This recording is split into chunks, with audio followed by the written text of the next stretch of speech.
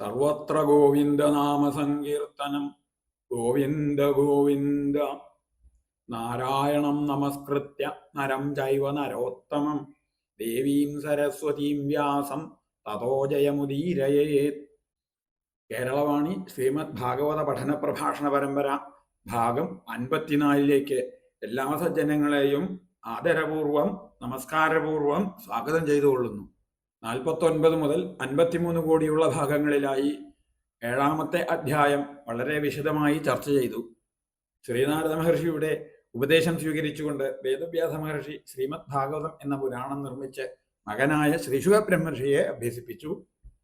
ശ്രീശുക ബ്രഹ്മർഷി അത് പരീക്ഷിത് മഹാരാജാവിന് ഉപദേശിച്ചു. ശ്രീ പരീക്ഷിത് മഹാരാജാവ് ശ്രീശുകനിൽ നിന്ന് ശ്രീമദ് ഭാഗവത ഉപദേശം നേടാനുണ്ടായ സാഹചര്യത്തെ വിസ്തരിച്ച് വിവരിക്കാനായിക്കൊണ്ട് മഹാഭാരത യുദ്ധത്തിന്റെ അവസാന രംഗത്തെ വർണ്ണിച്ചു. ഇവിടെ ദുര്യോധനന് ഇഷ്ടമാവാൻ വേണ്ടി അശ്വത്ഥാമാവ്, കൃതവർമാവ്, കൃപാചാര്യർ എന്നിവർ ചേർന്ന് രാത്രിയിൽ ഉറങ്ങിക്കിടന്നിരുന്ന ദ്രൗപദീപുത്രന്മാരെ വെട്ടിക്കൊന്നു. പുത്രദുഃഖത്താൽ വിലപിച്ചുകൊണ്ടിരുന്ന പാഞ്ചാലിയെ ആശ്വസിപ്പിക്കുവാനായി അർജുനൻ അശ്വത്ഥാമാവിനെ അനുധാവനം ചെയ്ത് പിടിച്ചുകെട്ടി കാൽക്കൽ കൊണ്ടുവന്നു വെച്ചു. എന്നാൽ പാഞ്ചാലിക്ക് അത് ഇഷ്ടപ്പെട്ടില്ല. താൻ പുത്രദുഃഖം കൊണ്ട് ആതുരയാണെങ്കിലും ഗുരുനാഥപുത്രനായ അശ്വത്ഥാമാവിനെ ഗുരുനാഥന് തുല്യനായി കണക്കാക്കി ബഹുമാനിച്ചുകൊണ്ട് വിട്ടയക്കണമെന്ന് ആവശ്യപ്പെട്ടു. അതേസമയം ഭീമൻ അശ്വത്ഥാമാവിനെ വധിക്കണമെന്ന് നിർബന്ധം പിടിച്ചു. അപ്പോൾ ഭഗവാൻ അർജുനനോട് പറഞ്ഞു, അർജുന, ബ്രാഹ്മണനെ വധിക്കരുത്, ആതതായിയായാൽ വധിക്കുകയും ചെയ്യാം. ഇത് രണ്ടും ഞാൻ തന്നെയാണ് പറഞ്ഞത്. ഇത് വേണ്ട രീതിയിൽ ചിന്തിച്ച് ഉചിതമായത് ചെയ്യൂ. ഈ ഭഗവത് വചനത്തെ വേണ്ട രീതിയിൽ ചിന്തിച്ച് അർജുനൻ ദ്രൗപദിക്കും ഭീമസേനനും ശ്രീകൃഷ്ണ ഭഗവാനും ഒരുപോലെ ഹിതകരമായ രീതിയിൽ അശ്വത്ഥാമാവിനെ തേജോവധം ചെയ്ത് കൂടാരത്തിൽ നിന്ന് ആട്ടിയോടിച്ചു. അതിനുശേഷം അവരെല്ലാവരും ചേർന്ന് മരിച്ചുപോയവരുടെ അന്ത്യകർമ്മങ്ങൾ ചെയ്യുവാനായിട്ട് ആരംഭിച്ചു. ഇതാണ് 7ാം അധ്യായത്തിന്റെ സംഗ്രഹം. ഇനി നാം 8ാം അധ്യായത്തിന്റെ പഠനം ആരംഭിക്കുന്നു. അഷ്ടമേ കുപിതദ്രൗണേരസ്ത്രാദ്രക്ഷാ പരീക്ഷിത ശ്രീകൃഷ്ണേന സ്തുതി കുന്ത്യാഹ രാജ്ഞ ശോകശ്ച കീർത്യതേ. ഭാവാർത്ഥദീപിക എന്ന ശ്രീധര വ്യാഖ്യാനത്തിലെ അധ്യായ ശ്ലോകമാണ് ഇപ്പോൾ ഉദ്ധരിച്ചത്. അശ്വത്ഥാമാവിന്റെ ബ്രഹ്മാസ്ത്രത്തിൽ നിന്ന് പാണ്ഡവരെയും പരീക്ഷത്തിനെയും സംരക്ഷിച്ചത്, കുന്തിസ്തുതി, യുധിഷ്ഠിര വിഷാദയോഗം എന്നീ പ്രകരണങ്ങൾ 8ാം അധ്യായത്തിൽ വർണ്ണിക്കുന്നു. അഥ അഷ്ടമോധ്യായ. സൂത ഉവാച അഥ തേ സംപരേതാനാം സ്വാനാമുദകമിച്ഛതാം ദാതും സകൃഷ്ണാ ഗംഗായാം പുരസ്കൃത്യ യയുഃ സ്ത്രിയ. അഥ അനന്തരം, അതായത് അതിനുശേഷം, തേ അവർ പാണ്ഡവന്മാർ, സംപരേതാനാം മൃതിയടഞ്ഞവരും, ഉദകം ഇച്ഛതാം ഉദകക്രിയയെ ആഗ്രഹിക്കുന്നവരുമായ, സ്വാനാം സ്വജനങ്ങൾക്ക്, ഗംഗായാം ഗംഗയിൽ വെച്ച്, ദാതും ഉദകദാനം ചെയ്യുവാൻ, സ്ത്രീയ പുരസ്കൃത്യ സ്ത്രീകളെ മുൻനിർത്തിക്കൊണ്ട്, സകൃഷ്ണാഹ കൃഷ്ണനോടൊന്നിച്ച്, യയു പോയി. തേ നിനീയോദകം സർവേ വിലപ്യ ച ഭൃശം പുനഃ ആപ്ലുതാ ഹരിപാദാബ്ജരജഃ പൂതസരിജ്ജലേ. തേ സർവേ അവരെല്ലാവരും, ഉദകം നിനീയ ഉദകത്തെ പ്രദാനം ചെയ്ത്, ഭൃശം വിലപ്യച വളരെയേറെ കരയുകയും ചെയ്ത്, പുനഃ വീണ്ടും ഒന്നുകൂടി, ഹരിപാദാബ്ജരജഃ പൂതസരിജ്ജലേ ആപ്ലുതാഹ ഭഗവത്പാദാരവിന്ദ ധൂളികളാൽ പവിത്രമായ നദീജലത്തിൽ മുങ്ങിക്കുളിച്ചു. അശ്വത്ഥാമാവിനെ തേജോവധം ചെയ്ത് കൂടാരത്തിൽ നിന്ന് നിഷ്കാസനം ചെയ്തതിന്റെ ശേഷം അവരെല്ലാവരും ചേർന്ന് മരിച്ചുപോയവർക്കുള്ള അന്ത്യകർമ്മങ്ങൾ നിർവഹിച്ചു. കഴിഞ്ഞ അധ്യായത്തിന്റെ അവസാനത്തിൽ നിർഹരണാദികൾ ചെയ്തു എന്നാണ് പറഞ്ഞവസാനിപ്പിച്ചത്. നിർഹരണം തുടങ്ങിയവ ചെയ്തു എന്നർത്ഥം. അതായത് മരണാനന്തര ക്രിയകൾ പൂർണ്ണമായിട്ടില്ല 7ാം അധ്യായത്തിന്റെ അവസാനത്തിൽ എന്നർത്ഥം. ശവശരീരം ദഹിപ്പിക്കാനായി ശ്മശാനത്തിലേക്ക് എത്തിക്കുക എന്നതാണ് നിർഹരണം എന്ന വാക്കുകൊണ്ട് ഉദ്ദേശിക്കുന്നത്. അതൊരു സാങ്കേതിക പദമാണ്. ശവം ശ്മശാനത്തിൽ എത്തിച്ചതിന്റെ ശേഷം തുടർന്നങ്ങോട്ട് ചെയ്യേണ്ടതായ എല്ലാ ക്രിയകളും ക്രമപ്രകാരം വിധിപ്രകാരം ചെയ്തു എന്നാണ് നിർഹരണാധികം എന്ന പദം കൊണ്ട് നാം മനസ്സിലാക്കേണ്ടത്. നിർഹരണം തുടങ്ങി വേണ്ടതായ എല്ലാ ക്രിയകളും അതാത് സമയങ്ങളിൽ വേണ്ട രീതിയിൽ അനുഷ്ഠിച്ചു എന്നർത്ഥം. ഇവിടെ ഒരു കാര്യം ശ്രദ്ധിക്കേണ്ടതുണ്ട്. യുദ്ധഭൂമിയിൽ അസ്ത്രപ്രയോഗത്താലും ക്ഷത്രിയധർമ്മത്തിനനുസരിച്ചും മൃത്യു സംഭവിക്കുന്നവർക്ക് അവരുടെ യജ്ഞത്തിന്റെ ഫലം ഉടൻ തന്നെ ലഭിക്കുന്നു. അതുകൊണ്ട് തന്നെ ആശൗചം, അതായത് പുല, അവിടെ അവസാനിക്കുന്നു എന്നിങ്ങനെ മനുസ്മൃതിയിൽ പറയുന്നുണ്ട്. എന്നാൽ പാഞ്ചാലിപുത്രന്മാർ യുദ്ധാനന്തരമാണ് വധിക്കപ്പെട്ടത്. അതുകൊണ്ട് തന്നെ അവർക്ക് സംസ്കാരം തുടങ്ങിയ അന്ത്യകർമ്മങ്ങൾ വിധിപ്രകാരം നടത്തേണ്ടതായിട്ടുണ്ട്. ഈ അധ്യായത്തിലെ ആദ്യത്തെ ശ്ലോകത്തിലെ അഠ എന്ന പദം കൊണ്ട് മുൻപ് സ്മരിച്ചതായ അന്ത്യേഷ്ടികർമ്മങ്ങൾ എല്ലാം ചെയ്തതിന് ശേഷം എന്നർത്ഥം. അന്ത്യേഷ്ടികർമ്മങ്ങൾ എല്ലാം നിർവഹിച്ചതിന് ശേഷം പാണ്ഡവന്മാരെല്ലാവരും മറ്റു ബന്ധുജനങ്ങളോടുകൂടി ശ്രീകൃഷ്ണ ഭഗവാന്റെ ഒപ്പം സ്ത്രീകളെ മുൻപിൽ നടത്തിക്കൊണ്ട് ഗംഗാനദീതീരത്ത് എത്തിച്ചേർന്നു. ഇവിടെ സ്ത്രീകളെ മുൻപിൽ നടത്തിക്കൊണ്ട് എന്ന് പറഞ്ഞത് ശാസ്ത്രാനുസാരേണയാണ് എന്ന് ശ്രീധരീയത്തിൽ പറഞ്ഞിട്ടുണ്ട്. തസ്മിൻ കാര്യേ സ്ത്രീ പുരസരത്വവിധാനാൽ, ഇക്കാര്യത്തിൽ സ്ത്രീകളെ മുൻപിൽ നടത്തണം എന്ന് വിധിയുണ്ട് എന്നാണ് ശ്രീധരാചാര്യർ പറഞ്ഞതിൻ്റെ അർത്ഥം. എന്നാൽ അതിൻ്റെ പ്രമാണം അദ്ദേഹം ഉദ്ധരിച്ചിട്ടില്ല. അന്വയാർത്ഥ പ്രകാശിനി എന്ന വ്യാഖ്യാനത്തിൽ ശ്രീധരവാര്യർ ഗരുഡപുരാണത്തിൽ നിന്ന് ഉദ്ധരിച്ചിട്ടുള്ളത് കേൾക്കാം. ഏവം ദഗ്ധ്വാ നരം പ്രേതം സ്നാത്വാ കൃത്വാ തിലോദകം അഗ്രത സ്ത്രീജനോ ഗച്ഛേത് പ്രജേയു പൃഷ്ഠതോ നരാഹ. ഇവിടെ മഹാഭാരതത്തിൽ നിന്ന് ഒരു വ്യത്യാസമുണ്ട്. മഹാഭാരത പ്രകാരം മുമ്പിൽ നടന്നത് ധൃതരാഷ്ട്രരാണ്. മാത്രമല്ല ധൃതരാഷ്ട്രരും പാണ്ഡവരും യോജിച്ചാണ് ശേഷക്രിയകൾ നടത്തിയത്. ഭാഗവതത്തിൽ പാണ്ഡവർ മാത്രമായിട്ടാണ് ശേഷക്രിയകൾ നടത്തിയത് എന്ന് കാണുന്നു. തേ നിനീയോദകം സർവേ എന്നിടത്ത് തേ പാണ്ഡവാഹ എന്നാണ് പറഞ്ഞിരിക്കുന്നത്. ധൃതരാഷ്ട്രയെ കുറിച്ച് പറഞ്ഞിട്ടുമില്ല. ഗംഗാനദീതീരത്ത് എത്തിച്ചേർന്ന പാണ്ഡവരും പാഞ്ചാലിയും മറ്റു സ്ത്രീകളും ബന്ധുക്കളും എല്ലാവരും വളരെയധികം ദുഃഖാർത്ഥരായി കരഞ്ഞുകൊണ്ട് ഗംഗാനദിയിൽ സ്നാനം ചെയ്തു. തുടർന്ന് ഉദകതർപ്പണവും നിർവഹിച്ചു. പിന്നെ ഉറക്കെ കരഞ്ഞുകൊണ്ട് തന്നെ ഗംഗാനദിയിൽ സ്നാനം ചെയ്തു. ഗംഗാനദിയുടെ വിശേഷണമാണ് ഹരിപാദാബ്ജരജപൂതസരിജ്യലേ എന്നത്. ശ്രീഹരിയുടെ പാദാരവിന്ദത്തിലെ പൊടി കലർന്നതുകൊണ്ട് വളരെയധികം ശുദ്ധമായി തീർന്ന ജലത്തോട് കൂടിയത് എന്നതിനർത്ഥം.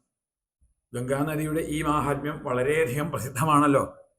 പുനഃ എന്ന വാക്ക് വിലപിച്ചു എന്നതിനോടും സ്നാനം ചെയ്തു എന്നതിനോടും അന്വയിക്കാം. ഉദകക്രിയ ചെയ്യുന്നതിന് മുൻപ് വിലപിച്ചുകൊണ്ട് സ്നാനം ചെയ്തു, ഉദകക്രിയകൾ ചെയ്തതിനു ശേഷവും വിലപിച്ചുകൊണ്ട് സ്നാനം ചെയ്തു. ഇങ്ങനെ പിതൃകർമ്മങ്ങളെല്ലാം വേണ്ട രീതിയിൽ നിർവഹിച്ചതിന് ശേഷം അവിടെ കൂടിയിരുന്ന എല്ലാവരെയും ഭഗവാൻ ആശ്വസിപ്പിച്ചു എന്നിങ്ങനെ 2 ശ്ലോകങ്ങളിലായി പറയുന്നു.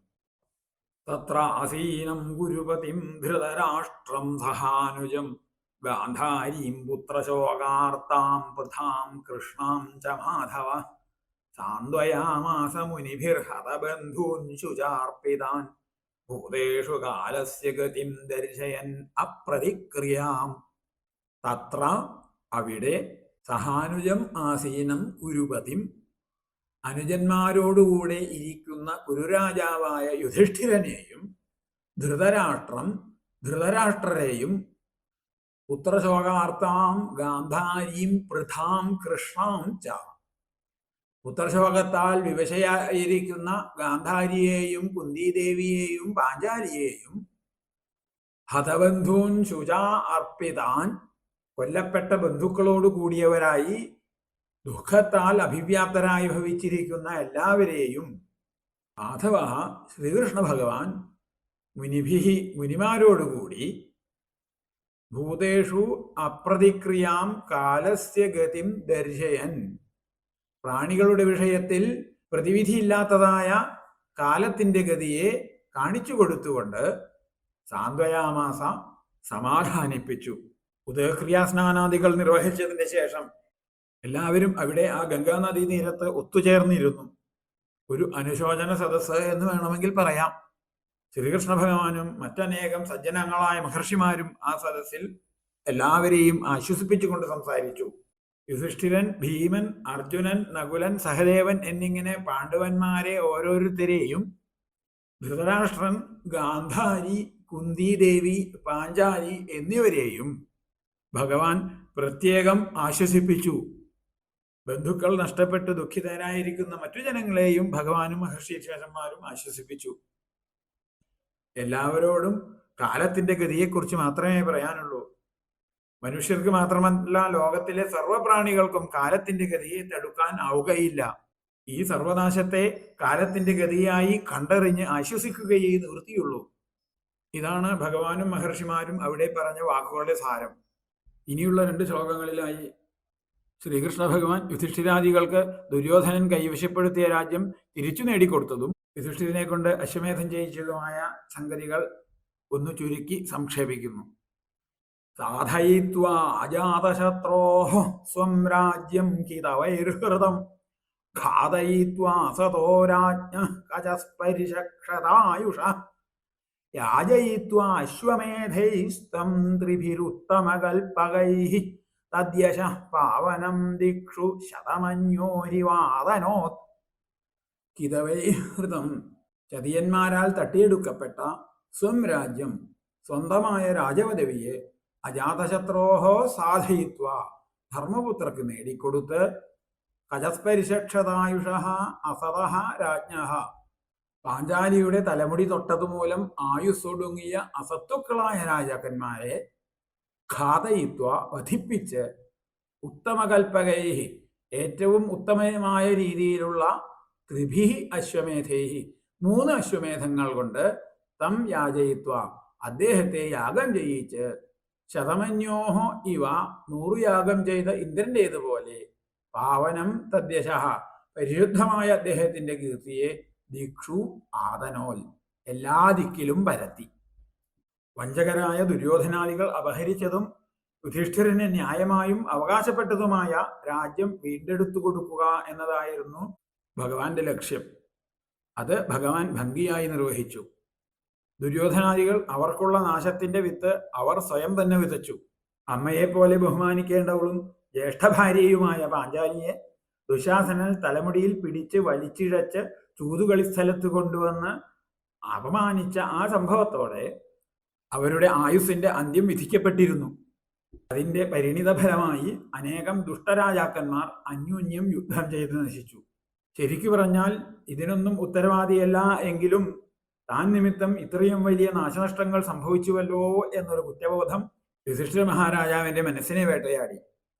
അത് തീർക്കാനായി ശ്രീകൃഷ്ണ ഭഗവാൻ യുധിഷ്ഠിരനെ കൊണ്ട് 3 തവണ അശ്വമേധയാഗം നടത്തിച്ചു. അശ്വമേധം സർവപ്രായശ്ചിത്തമായി വിധിക്കപ്പെട്ടിട്ടുണ്ടല്ലോ. ഇപ്രകാരം ശ്രീകൃഷ്ണ ഭഗവാൻ യുധിഷ്ഠിര മഹാരാജാവിന്റെ നിർമ്മലമായ യശസ് സർവദിക്കിലും വ്യാപിപ്പിച്ചു. ശതമന്യോ ഇവ ആദനോൽ, ശതമന്യുവിന്റെ കീർത്തി പോലെ യുധിഷ്ഠിര മഹാരാജാവിനെ കൊണ്ട് 3 അശ്വമേധയാഗങ്ങൾ ചെയ്യിച്ച് അദ്ദേഹത്തിന്റെ കീർത്തിയും എല്ലാ ദിക്കിലും ഭഗവാൻ വ്യാപിപ്പിച്ചു. ശതമന്യു എന്ന് പറഞ്ഞാൽ 100 അശ്വമേധയാഗങ്ങൾ ചെയ്ത ആൾ, അതായത് ദേവേന്ദ്രൻ എന്നർത്ഥം. ഏറ്റവും അധികം അശ്വമേധയാഗങ്ങൾ ചെയ്തിട്ടുള്ളത് ദേവേന്ദ്രനാണ് എന്നുള്ളത് വളരെ പ്രസിദ്ധമായ ഒരു സംഗതിയാണ്. എന്നാൽ യുധിഷ്ഠിര മഹാരാജാവ് 3 അശ്വമേധയാഗങ്ങൾ ചെയ്തപ്പോഴേക്കും അദ്ദേഹത്തിന്റെ കീർത്തി ദേവേന്ദ്രന്റെ കീർത്തി പോലെ സർവ്വദിക്കിലും വ്യാപിച്ചു. അതായത് ഭഗവാന്റെ അനുഗ്രഹം കൊണ്ട് ആ കീർത്തി എല്ലായിടത്തും പരന്നു എന്ന് സാരം. അതുകാരണം കൊണ്ടാണ് ശ്രീകൃഷ്ണ ഭഗവാൻ ദേവേന്ദ്രന്റെ കീർത്തിയെ പോലെ തന്നെ യുധിഷ്ഠിര മഹാരാജാവിന്റെ കീർത്തിയെയും സർവ്വദിക്കിലും വ്യാപിപ്പിച്ചു എന്ന് പറഞ്ഞത്. ഇവിടെ ഒരു പ്രധാന വിഷയം കൂടി നാം പ്രത്യേകം ശ്രദ്ധിക്കേണ്ടതുണ്ട്. യുധിഷ്ഠിര മഹാരാജാവിന്റെ അശ്വമേധങ്ങൾ ഈ സന്ദർഭത്തിലല്ല നടക്കുന്നത്, പരീക്ഷത്തിന്റെ ജനനശേഷമാണ്. അതല്ല, പ്രഥമസ്കന്ധം 12-ാം അധ്യായത്തിൽ അതിനെ വളരെ വിസ്തരിച്ച് വർണ്ണിക്കുന്നുണ്ട്. പൂർവം അപകൃഷ്യോക്താൻ അശ്വമേധാൻ സ്വ അവസരേ സപ്രകാരം കഥയതി എന്നിങ്ങനെ ശ്രീധരാചാര്യർ അവിടെ അഭിപ്രായപ്പെട്ടിട്ടുണ്ട്. മുൻപ് 8-ാം അധ്യായത്തിൽ സൂചിപ്പിക്കപ്പെട്ടതായ അശ്വമേധങ്ങളെ സന്ദർഭാനുസാരേണ ഇവിടെ വർണ്ണിക്കുന്നു എന്ന് ആ വാക്യത്തിന്റെ അർത്ഥം. അതായത് പരീക്ഷിത് മഹാരാജാവിന്റെ ജനനത്തിനും വളരെ മുൻപുള്ള ഒരു സന്ദർഭത്തിലാണ് ഇവിടെ അശ്വമേധങ്ങളെ കുറിച്ച് പറഞ്ഞത് എന്ന് മനസ്സിലാക്കുക. സംഭവങ്ങൾ വിവരിക്കുക എന്നതിൽ കവിഞ്ഞ് ഇന്ന ക്രമത്തിൽ എന്ന ആ പൂർവാപര ബന്ധത്തെ ഇവിടെ നിർണയിക്കേണ്ടതില്ല എന്ന് സാരം. തന്റെ കർത്തവ്യങ്ങളെല്ലാം നിർവഹിച്ചു എന്ന ചാരിതാർത്ഥ്യത്തോടെ ദ്വാരകയിലേക്ക് പുറപ്പെട്ട ശ്രീകൃഷ്ണ ഭഗവാന്റെ കാൽക്കൽ ഉത്തരാദേവി ഭയവിഹ്വലയായി വന്നു വീണ് പ്രാർത്ഥിച്ചു എന്നാണ് തുടർന്ന് പറയുന്നത്. ആമന്ത്രപാണ്ഡുപുത്രാംശ്ച ശൈനേയോദ്ധവ സംയുത ദ്വൈപായനാദിഭിർവിപ്രൈ പൂജിതൈ പ്രതിപൂജിത ബന്ധും കൃതമതിർബ്രഹ്മൻ ദ്വാരകാം രഥമാസ്ഥിതഃ ഉപലേഭേഭിധാവന്തീമുത്തരാം ഭയവിഹ്വലാം.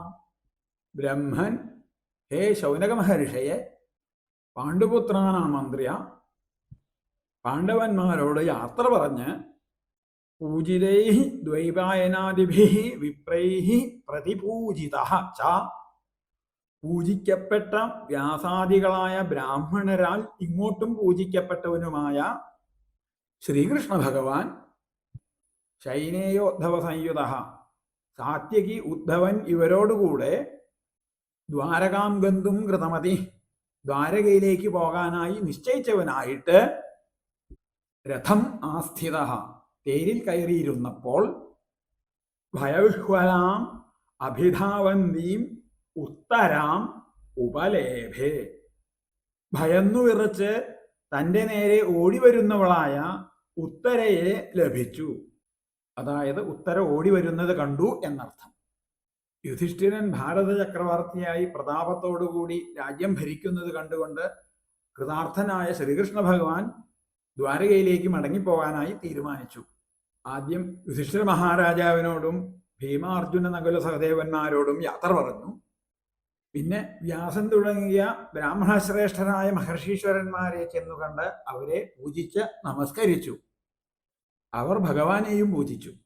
അതിനുശേഷം ഉദ്ധവരോടും സാത്വികയോടും കൂടി ദ്വാരകയിലേക്ക് പോകാനായി രഥത്തിൽ കയറി ഇരുന്നു. ദേവഭാഗൻ എന്നും ദേവശ്രവസ് എന്നും പേരുള്ള ഒരു യാദവ പ്രമുഖന്റെ മകനാണ് ഉദ്ധവൻ. ഇക്കാര്യം ബ്രാഹ്മപുരാണത്തിൽ പറഞ്ഞിട്ടുണ്ട്. ഉദ്ധവോ ദേവഭാഗസ്യ മഹാഭാഗ സുതോഭവത് പണ്ഡിതാനാം പരം പ്രാഹുർ ദേവശ്രവസമുത്തമം എന്നിങ്ങനെ. അതിബുദ്ധിമാനായ ഉദ്ധവർ ദേവഗുരുവായ ബൃഹസ്പതിയുടെ ശിഷ്യനാണ്. ശ്രീകൃഷ്ണ ഭഗവാന് ഏറ്റവും പ്രിയപ്പെട്ട സഖാവാണ്. ഭഗവാന്റെ മന്ത്രിയുമാണ്. ശൈനേയൻ എന്ന് പറഞ്ഞാൽ സാത്യകി, ശിനിയുടെ വംശത്തിൽ പിറന്നവൻ എന്നർത്ഥം. യാദവശ്രേഷ്ഠനായ അനമിത്രന്റെ മകനാണ് ശിനി. ശിനിയുടെ പുത്രൻ സത്യകൻ, സത്യകന്റെ പുത്രൻ സാത്യകി. യുയുധാനൻ എന്നൊരു പേരും അദ്ദേഹത്തിനുണ്ട് എന്നിങ്ങനെ വിഷ്ണു പുരാണത്തിൽ നിന്ന് മനസ്സിലാക്കാം. അനമിത്രസ്യ പുത്രഃ ശിനിർനാമാഭവത് തസ്യാപി സത്യകഃ സത്യകാൽ സാത്യകി യുയുധാനാപരനാമ. ഇതാണ് വിഷ്ണു പുരാണത്തിലെ വാക്കുകൾ. ശൈനേയോദ്ധവ സംയുത ശൈനേയനോടും ഉദ്ധവനോടും കൂടെ എന്നിങ്ങനെ പറഞ്ഞുവല്ലോ. ശൈനേയൻ ആര്, ഉദ്ധവൻ ആര് എന്നതാണ് ഇപ്പോൾ ഇവിടെ വിശദീകരിച്ചത്. ശ്രീകൃഷ്ണ ഭഗവാന്റെ സർവസൈന്യാധിപനാണ് സാത്യകി. വളരെ പ്രൗഢിയോടുകൂടിയാണ് ശ്രീകൃഷ്ണ ഭഗവാൻ ദ്വാരകയിലേക്ക് തിരിച്ചെഴുന്നള്ളുന്നത്. മന്ത്രിപ്രവരനായ ഉദ്ധവൻ, സർവസൈന്യാധിപനായ സാത്യകി എന്നിവരാൽ അനുഗമിക്കപ്പെട്ട് രാജകീയമായ പ്രഭാവത്തോടെ അദ്ദേഹം ഇതാ ദ്വാരകയിലേക്ക് പുറപ്പെട്ടു. അപ്രകാരം യാത്രോന്മുഖനായ ഘട്ടത്തിലാണ് ഭഗവാൻ ഒരു കാഴ്ച കാണുന്നത്. ഉത്തര ഇതാ ഭയത്തോടെ നിലവിളിച്ചുകൊണ്ട് തൻ്റെ നേരെ ഓടി വരുന്നു. ഭഗവാൻ യാത്ര ആരംഭിക്കാതെ അവിടെ തന്നെ നിന്നു. അപ്പോഴേക്കും ഉത്തര അടുത്തെത്തി ശ്രീകൃഷ്ണ ഭഗവാനെ സാഷ്ടാംഗം നമസ്കരിച്ചുകൊണ്ട് ഇങ്ങനെ പറഞ്ഞു. 9-10 ശ്ലോകങ്ങളിൽ ഉത്തരയുടെ വാക്കുകൾ കേൾക്കാം. ഉത്തരോവാച പാഹി പാഹി മഹായോഗിൻ ദേവദേവ ജഗൽപദേ നാന്യം ത്വദഭയം പശ്യേ യത്ര മൃത്യു പരസ്പരം അഭിദ്രവതി മാമീശ ശരസ്തപ്രായസോ വിഭോ കാമം ദഹതു മാം നാഥ മാമേ ഗർഭോ നിപാത്യതാം. മഹായോഗിയായുള്ളവനെ, ദേവദേവ, ദേവന്മാർക്കും ദേവനായവനെ, ജഗൽപദേ, ലോകനാഥ, മാം പാഹി പാഹി, എന്നെ രക്ഷിച്ചാലും രക്ഷിച്ചാലും. ത്വദ്ഹൃദേ, അങ്ങയല്ലാതെ അന്യനെ, അഭയം അഭയപ്രദനായിട്ട് ന പശ്യേ, കാണുന്നില്ല. എത്ര പരസ്പരം മൃത്യു ഭവതി, ഈ ലോകത്തിൽ അന്യോന്യം മൃത്യു സംഭവിക്കുന്നു. ഹേ ഈശ വിഭോ, അല്ലയോ ഈശനും വിഭുവുമായുള്ളവേ, തപ്തായ ശരഃ ചുട്ടുപഴുത്ത ഇരുമ്പുശരം മാം അഭിദ്രവതി എന്റെ നേർക്ക് കുതിച്ചു വരുന്നു. ഹേ നാഥ, അല്ലയോ നാഥനായുള്ളോവേ, അയം ശരഃ ഈ ശരം മാം കാമം ദഹതു എന്നെ ഇഷ്ടം പോലെ ദഹിപ്പിച്ചു കൊള്ളട്ടെ. മേ ഗർഭ എന്റെ ഗർഭം മാ നിവാത്യതാം പതിപ്പിക്കരുത്, നശിപ്പിക്കരുത്. പാഞ്ചാലിയുടെ കാരുണ്യം കൊണ്ട് വിട്ടയക്കപ്പെട്ട അശ്വത്ഥാമാവിന്റെ മനസ്സിലെ പ്രതികാരദാഹം ഇനിയും അടങ്ങിയിട്ടില്ല എന്നും അശ്വത്ഥാമാവ് പാണ്ഡവവംശത്തെ നശിപ്പിക്കാനായിട്ട് ബ്രഹ്മാസ്ത്രം പ്രയോഗിച്ചു എന്നും ഈ സന്ദർഭത്തിൽ നാം ഓർക്കണം. അർജുനന്റെയും സുഭദ്രയുടെയും പുത്രനായ അഭിമന്യുവിന്റെ ഭാര്യയാണല്ലോ വിരാടപുത്രിയായ ഉത്തര. അവർ ഇപ്പോൾ ഗർഭവതിയുമാണ്. ആ ഒരു ചൈതന്യം മാത്രമാണ് ഇനി പാണ്ഡവവംശത്തെ നിലനിർത്താനായി ബാക്കിയുള്ളത്. അതിനെയും കൂടി നശിപ്പിക്കുകയാണെങ്കിൽ പാണ്ഡവവംശം എന്നേക്കുമായി ഈ ഭൂലോകത്തിൽ നിന്ന് തുടച്ചു നീക്കപ്പെടും. അശ്വത്ഥാമാവിന്റെ ദുർബുദ്ധി അങ്ങനെയാണ് കണക്കാക്കിയത്. ആ ശരപ്രയോഗത്തിന്റെ ചൂട് അനുഭവിച്ചുകൊണ്ട് ഇതാ ഉത്തര ഉറക്കേ നിലവിളിക്കുന്നു ഭഗവാന്റെ മുൻപിൽ. പാഹി പാഹി, രക്ഷിക്കണേ രക്ഷിക്കണേ. യോഗീശ്വരന്മാർക്കും ഈശ്വരനായുള്ളോവേ, ദേവന്മാർക്കും ദേവനായുള്ളോവേ, സർവലോകത്തിനും നാഥനായിട്ട് ഭവിക്കുന്നവനെ, എന്നെ ബാധിച്ചിരിക്കുന്നതായ ഈ മഹത് വിപത്തിൽ നിന്ന് രക്ഷിക്കണേ. അങ്ങല്ലാതെ വേറെ ആരും എന്നെ രക്ഷിക്കാനായിട്ട് ഈ പ്രപഞ്ചത്തിൽ ഇല്ല എന്ന് എനിക്ക് ബോധ്യമുണ്ട്. രക്ഷയ്ക്കായിട്ട് ആശ്രയിക്കാൻ വേറൊരു അഭയസ്ഥാനം ഞാൻ കാണുന്നില്ല. വീരന്മാരായിരിക്കുന്ന എൻ്റെ അച്ഛനും വലിയച്ഛന്മാരുമൊന്നും എന്നെ ഇപ്പോൾ ഈ ആപത്തിൽ നിന്ന് രക്ഷിക്കാൻ പ്രാപ്തരല്ല. അവരും പരസ്പരം മൃത്യു പ്രദാനം ചെയ്യുന്ന സ്വഭാവത്തോടുകൂടിയവരാണ്. ചുട്ടുപഴുപ്പിച്ച ഇരുമ്പാകുന്നു ഒരസ്ത്രം ഇതാ എന്നെ ലക്ഷ്യമാക്കി പാഞ്ഞെത്തുന്നു. അല്ലയോ നാഥ, ആ അസ്ത്രം എന്നെ ദഹിപ്പിക്കുകയാണെങ്കിൽ എനിക്ക് അതിൽ പരിഭവമില്ല. ആയിക്കോട്ടെ, ഞാൻ ദഹിച്ചു പോയിക്കോട്ടെ. എന്നാലും എൻ്റെ ഗർഭത്തിലിരിക്കുന്ന ശിശുവിനെ രക്ഷപ്പെടുത്തണേ. എല്ലാ സ്നേഹബന്ധങ്ങൾക്കും ഉപരിയായി പകരം വയ്ക്കാൻ സാധിക്കാത്ത മാതൃസ്നേഹമാണ് ഇപ്പോൾ ഇവിടെ നാം കാണുന്നത്. ഉത്തരയുടെ പ്രാർത്ഥന കേട്ട് ഭഗവാൻ എന്തു ചെയ്തു എന്നും ആ രംഗം എങ്ങനെയാണ് മംഗളകരമായി പര്യവസാനിച്ചത് എന്നും തുടർന്നുള്ള ശ്ലോകങ്ങളിൽ കേൾക്കാം. സൂത ഉവാച ഉപധാര്യവചസ്തസ്യാ ഭഗവാൻ ഭക്തവത്സല അപാണ്ഡവമിദം കർത്തും ദ്രൗണേരസ്ത്രമബുദ്ധ്യത. ഭക്തവത്സല ഭഗവാൻ, ഭക്തവത്സലനായ ഭഗവാൻ ശ്രീകൃഷ്ണൻ, തസ്യാഹ വചഃ അവളുടെ വാക്ക്, ഉപധാര്യ മനസ്സിലാക്കിയിട്ട്, ഇതം ഇതിനെ, അതായത് ഈ ലോകത്തെ, അപാണ്ഡവം കർത്തും പാണ്ഡവന്മാരെ ഇല്ലാതാക്കി തീർക്കാനുള്ളതായ ദ്രൗണേഹെ ദ്രോണപുത്രന്റെ അശ്വത്ഥാമാവിന്റെ അസ്ത്രം ഇതി അസ്ത്രമാണ് എന്ന് അബുദ്ധ്യത അറിഞ്ഞു. തരിഹ്യേവാഥ മുനിശ്രേഷ്ഠ പാണ്ഡവാഹ പഞ്ചസായകാൻ ആത്മനോഭിമുഖാൻ ദീപ്താൻ ആലക്ഷ്യാസ്ത്രാണ്യുപാദതു. ഹേ മുനിശ്രേഷ്ഠ, അല്ലയോ മുനിശ്രേഷ്ഠ ശൗനക മഹർഷേ, പാണ്ഡവാഹ പാണ്ഡവർ, അഥ അനന്തരം, തരിഹി ഏവ അപ്പോൾ തന്നെ, ദീപ്താൻ ജ്വലിക്കുന്നതും, ആത്മനഃ അഭിമുഖാൻ തങ്ങളുടെ നേരെ വരുന്നതുമായ, പഞ്ചസായകാൻ അഞ്ചസ്ത്രങ്ങളെ, ആലക്ഷ്യ കണ്ടിട്ട്, അസ്ത്രാണി പ്രത്യസ്ത്രങ്ങളെ, ഉപാദതു എടുത്തു, പ്രയോഗിക്കാൻ തയ്യാറായി എന്നർത്ഥം. വ്യസനം വീക്ഷ്യ തത്തേഷാം അനന്യവിഷയാത്മനാം സുദർശനേന സ്വാസ്ത്രേണ സ്വാനാം രക്ഷാം വ്യഥാത് വിഭു. വിഭു ഭഗവാനാകട്ടെ അനന്യവിഷയാത്മനാം തന്നെ ഒഴിച്ച് വേറെയൊന്നിലും ചിന്തയില്ലാത്തവരും, സ്വാനാം സ്വന്തക്കാരുമായ, തേഷാം അവരുടെ, അതായത് പാണ്ഡവരുടെ, തദ്വ്യസനം വീക്ഷ്യ ആ സങ്കടം കണ്ടിട്ട്, സ്വാസ്ത്രേണ തൻ്റെ ആയുധമായ, സുദർശനേന സുദർശനം കൊണ്ട്, രക്ഷാം വ്യഥാൽ രക്ഷയെ ചെയ്തു. ഉത്തരയുടെ ഗർഭസ്ഥ ശിശുവിനെ ഭഗവാൻ രക്ഷിച്ചത് ഗദ കൊണ്ടാണ് എന്ന് പ്രഥമസ്കന്ധം 12-ാം അധ്യായത്തിൽ നിന്ന് നമ്മൾക്ക് വ്യക്തമാക്കും.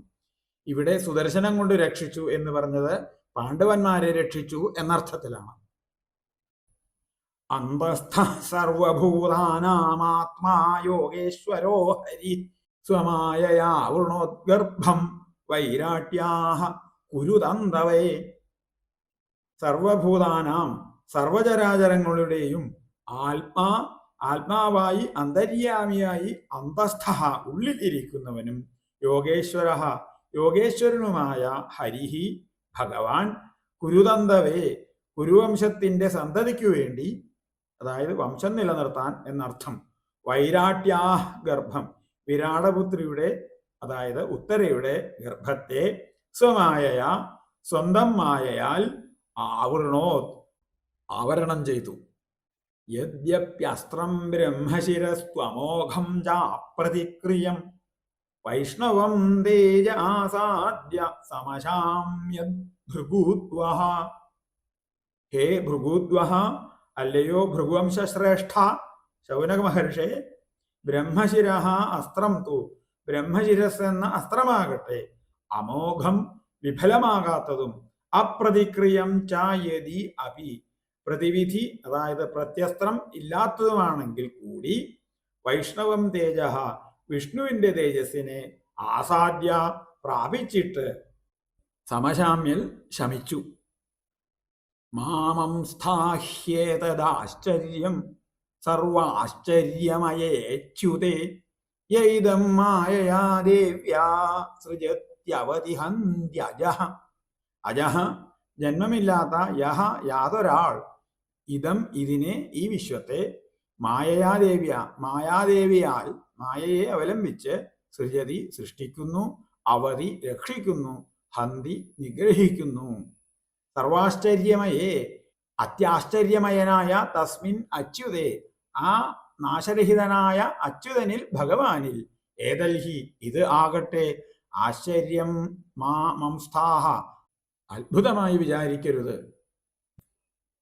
ഇവിടെ 11 മുതൽ 16 കൂടിയുള്ള ശ്ലോകങ്ങളുടെ അന്വയവും അന്വയാർത്ഥവുമാണ് നാം അനുസ്മരിച്ചത്.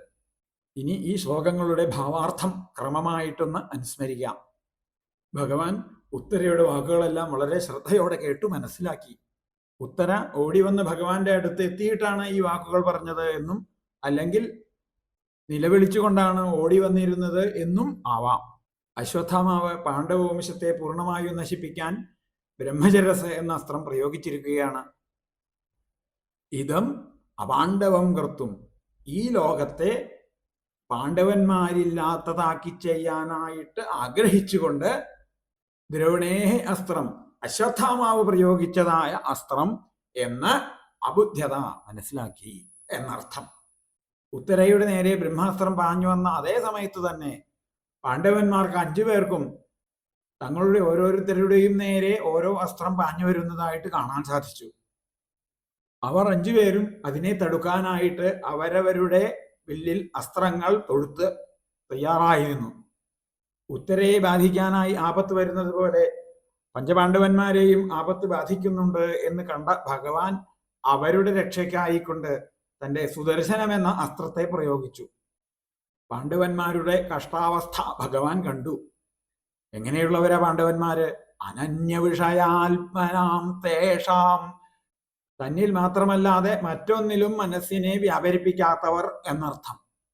അങ്ങനെയുള്ള അനന്യഭക്തന്മാരെ രക്ഷിക്കുക എന്നുള്ളത് ഭഗവാന്റെ ഒരു വ്രതമാണ്. യുദ്ധം തുടങ്ങുന്നതിന് മുൻപ് അർജുനന് ഗീതോപദേശം നൽകുമ്പോൾ തന്നെ ഈ കാര്യം വ്യക്തമാക്കിയിട്ടുണ്ട്. അനന്യാ ചിന്തയന്തോ മാം യേ ജനാഃ പര്യുപാസതേ തേഷാം നിത്യാഭിയുക്താനാം യോഗക്ഷേമം വഹാമ്യഹം. സുദർശനാസ്ത്രം കൊണ്ട് പഞ്ചപാണ്ഡവന്മാരെ രക്ഷിച്ചതിലൂടെ ഭഗവാൻ അത് പ്രാവർത്തികമാക്കുകയാണ് ചെയ്തിരിക്കുന്നത്. ഉത്തരയുടെ ഗർഭത്തെ എങ്ങനെ രക്ഷിച്ചു എന്ന് പിന്നെ പറഞ്ഞു. ഭഗവാൻ തന്റെ സ്വന്തം മായയാൽ ഉത്തരയുടെ ഗർഭത്തിലുള്ള ശിശുവിനെ ആവരണം ചെയ്ത് ആ ബ്രഹ്മശിരസ് എന്ന അസ്ത്രത്തിൽ നിന്ന് രക്ഷിച്ചു. അതിന് ഭഗവാൻ ഒരു പ്രയാസവുമില്ലല്ലോ. അതാണ് അന്തസ്ഥ സർവഭൂതാനാം ആത്മായോഗേശ്വരോ ഹരി എന്ന ആ വിശേഷണങ്ങളിലൂടെ ഇവിടെ വ്യക്തമാക്കുന്നത്. സർവഭൂതാനാം അന്തസ്ഥ ആത്മാ, എല്ലാ ജീവജാലങ്ങളുടെ ഉള്ളിലും ആത്മാവായി കുടികൊള്ളുന്ന ശ്രീഹരി എന്ന ഭഗവാൻ യോഗേശ്വരനായ ഭഗവാൻ. അങ്ങനെയുമെല്ലാമുള്ള ഭഗവാന് ഉത്തരയുടെ ഗർഭത്തിൽ പ്രവേശിച്ച് ആ ചൈതന്യത്തെ രക്ഷിക്കുക എന്നുള്ളത് ഒരു പ്രയാസമേ അല്ല. ബ്രഹ്മശിരസ് എന്ന ആ അസ്ത്രം, അതായത് അശ്വത്ഥമാവ് പ്രയോഗിച്ച ആ അസ്ത്രം ഒരിക്കലും വിഫലമാകാത്തതാണ്. അതുപോലെ തന്നെ ആ അസ്ത്രത്തിന് ഒരു പ്രത്യസ്ത്രം ഇല്ലാതാനും. സൂതപൗരാണികൻ പറയുന്നു, ഹേ ഭൃഗുദ്വഹ, അല്ലയോ ശൗനക മഹർഷി, ബ്രഹ്മശിരസ് എന്ന അസ്ത്രത്തിന്റെ വൈഭവം ഇത്രയൊക്കെ ഉണ്ട് എങ്കിലും ഭഗവാൻ ശ്രീ മഹാവിഷ്ണുവിന്റെ തേജസ്സിനെ സമീപിച്ചപ്പോൾ അത് തീർത്തും നിഷ്പ്രഭമായി പോയി, ഇല്ലാതായി തീർന്നു. സൂതൻ തുടർന്ന് പറയുന്നു, അല്ലയോ ശൗനക മഹർഷി, ഇത് ഒരു അത്ഭുതമായി കരുതേണ്ടതില്ല. ശ്രീകൃഷ്ണ ഭഗവാന്റെ മാഹാത്മ്യത്തെ നല്ലവണ്ണം മനസ്സിലാക്കിയിട്ടുള്ള ഭക്തന്മാർക്ക് ഒരിക്കലും ഇത് ഒരു അത്ഭുതമായി തോന്നാറില്ല. ഭഗവാന്റെ ഒരു സ്വാഭാവിക പ്രവൃത്തി അത്രമാത്രം. ജനന മരണാദികളില്ലാത്തവനും ച്യുതിരഹിതനുമാണ് ഭഗവാൻ ശ്രീകൃഷ്ണൻ. അതുമാത്രമല്ല, സർവാശ്ചര്യമയ, എല്ലാ അത്ഭുതങ്ങളും നിറഞ്ഞവനാണ് ഇദ്ദേഹം. സ്വയം അത്ഭുത സ്വരൂപനാണ്, അത്ഭുതങ്ങൾക്ക് കാരണമായി ഭവിക്കുന്നവനുമാണ്. ഗജേന്ദ്രസ്തുതിയിൽ അത് കാണാം അല്ലെ, നമസ്തേ അത്ഭുതകാരണായ എന്നിങ്ങനെ. സർവേശ്വരനായ ഈ ശ്രീകൃഷ്ണ ഭഗവാൻ തന്നെയാണ് തന്റെ മായാബലം കൊണ്ട് സങ്കല്പമാത്രേണ ഈ പ്രപഞ്ചം മുഴുവൻ സൃഷ്ടിച്ച് രക്ഷിച്ച് സംഹരിക്കുന്നത്. ബ്രഹ്മാസ്ത്രം എന്ന് പൊതുവെ പറയുമെങ്കിലും ബ്രഹ്മശിരസ്, ബ്രഹ്മാസ്ത്രം എന്നിവ വ്യത്യസ്തമാണ് എന്ന് വാൽമീകി രാമായണത്തെ ഉദ്ധരിച്ചുകൊണ്ട് ശ്രീധരവാര്യർ അർത്ഥപ്രകാശിനിയിൽ വ്യക്തമാക്കിയിരിക്കുന്നു. അസ്ത്രം ബ്രഹ്മശിരശ്ചൈവ ഐഷീകമപി രാഘവ ദദാമി തേ മഹാബാഹോ ബ്രാഹ്മമസ്ത്രമനുത്തമം എന്നിങ്ങനെ വാൽമീകി രാമായണം ബാലകാണ്ഡത്തിൽ വിശ്വാമിത്ര മഹർഷി ശ്രീരാമചന്ദ്രൻ ഉപദേശിക്കുന്നതായി കാണാം. അശ്വത്ഥാമാവ് പ്രയോഗിച്ചത് ബ്രഹ്മശിരസ് എന്ന അസ്ത്രമാണ് എന്ന് മുൻപ് കേട്ട 15-ാം ശ്ലോകത്തിലെ യദ്യപ്യസ്ത്രം ബ്രഹ്മശിരഃ എന്ന വാക്യത്തിൽ നിന്നും വ്യക്തമാണ്. ഇവിടെ ഒരു കാര്യം ശ്രദ്ധിക്കേണ്ടതായിട്ടുണ്ട്. ഉത്തരാദേവിക്ക് നേരെ ഒരസ്ത്രവും പാണ്ഡവന്മാർക്കു നേരെ 5 അസ്ത്രങ്ങളും വന്നതായിട്ട് നാം കാണുന്നു. അശ്വത്ഥാമാവ് വാസ്തവത്തിൽ ഒരസ്ത്രമല്ലേ പ്രയോഗിച്ചിട്ടുണ്ടാവുകയുള്ളൂ. അതേ എന്ന് 12-ാം ശ്ലോകത്തിന്റെ വ്യാഖ്യാനത്തിൽ ശ്രീധരാചാര്യർ പറയുന്നു. അതയേവ ബഹുമുഖം തദാഗതം ഇത്യാഹ. ദിവ്യാസ്ത്രങ്ങൾക്ക് ഉണ്ടാവാവുന്ന ഒരു ഭാവമാണ് ബഹുമുഖത്വം. ഇപ്രകാരം ശ്രീകൃഷ്ണ ഭഗവാൻ പാണ്ഡവരെ ബ്രഹ്മാസ്ത്രബാധയിൽ നിന്ന് രക്ഷിച്ചതിന്റെ ശേഷം യാത്രോന്മുഖനായി നിന്നപ്പോൾ കുന്തിദേവി വന്ന് സ്തുതിച്ചു എന്ന് അടുത്ത ശ്ലോകത്തിൽ പറയുന്നു. ബ്രഹ്മതേജോ വിനിർമുക്തൈരാത്മജൈ സഹ കൃഷ്ണയാ പ്രയാണാഭിമുഖം കൃഷ്ണം ഇദമാഹ പൃഥാ സതീ. ബ്രഹ്മതേജോ വിനിർമുക്തൈ, ബ്രഹ്മതേജസ്സിൽ നിന്ന് മോചിപ്പിക്കപ്പെട്ടവരായ ആത്മജൈ കൃഷ്ണയാ ച സഹ, പുത്രന്മാരോടും പാഞ്ചാലിയോടും കൂടിയവളായിട്ട് സതീ പൃഥ, സാധ്വിയായ കുന്തിദേവി പ്രയാണാഭിമുഖം, യാത്ര ആരംഭിക്കാൻ തുടങ്ങിയവനായ കൃഷ്ണം ശ്രീകൃഷ്ണനോട് ഇതം ആഹ, ഇപ്രകാരം പറഞ്ഞു.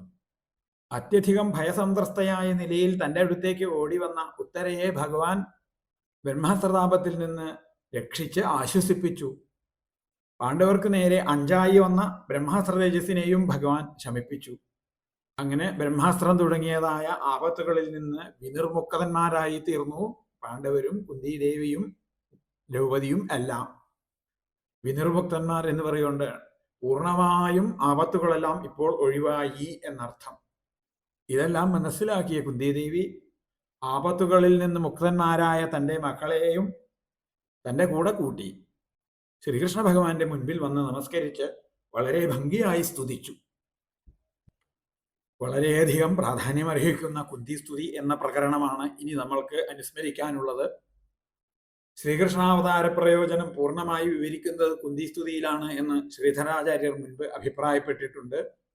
അതുമാത്രമല്ല, ഈ സ്തുതി വളരെയധികം പ്രാധാന്യമേറിയതും കൂടിയാണ്. കേരളവാണിയുടെ 55-ാം ഭാഗം മുതൽ കുന്തിസ്തുതി അനുസ്മരണം ആരംഭിക്കാം. വാക്കുകൾ ഭഗവത്പാദങ്ങളിലും ഗുരുനാഥപാദങ്ങളിലും പിതൃമാതൃപാദങ്ങളിലും സജ്ജനപാദങ്ങളിലുമായി സമർപ്പിച്ചുകൊണ്ട് നിർത്തട്ടെ. വിരാമസ്ഥാവൽ. സർവത്ര ഗോവിന്ദ നാമ സങ്കീർത്തനം. ഗോവിന്ദ ഗോവിന്ദ.